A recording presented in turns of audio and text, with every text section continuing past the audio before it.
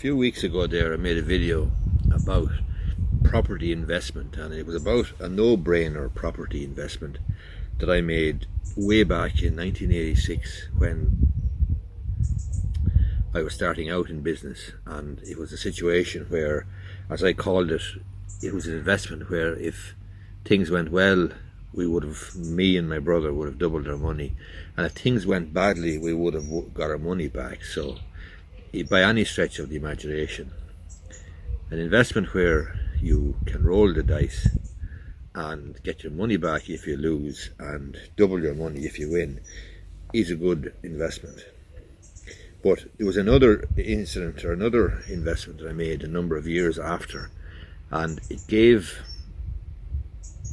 evidence or support to the idea that what you need to be a good property investor or property developer, you need two things: one, capital, and two, imagination. And let me explain that. This particular investment, well, before I go on about this particular investment, the second one, the first one, I'll link it up here.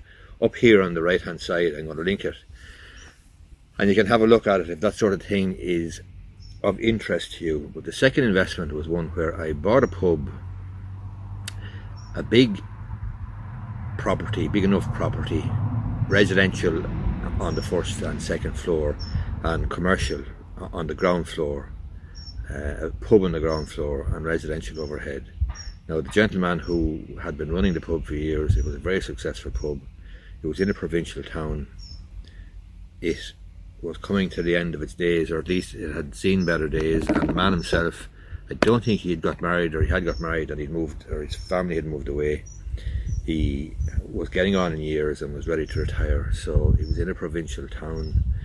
I bought the pub and I did it up with a view to running it first to see what it was like. But the difficulty with any retail business, especially one in a provincial town and especially a pub, is that people want to see and hear and talk to the owner. But I couldn't do that. I couldn't be there because I had other interests to look after. So I had a fella in running it. So I did up the place, spent the right few bob on it, and did it up. And I had a manager in. Now, to put it mildly, the manager that I had in didn't work out. I won't put it any further than that, but it didn't work out, okay? I spent the right few bob on it.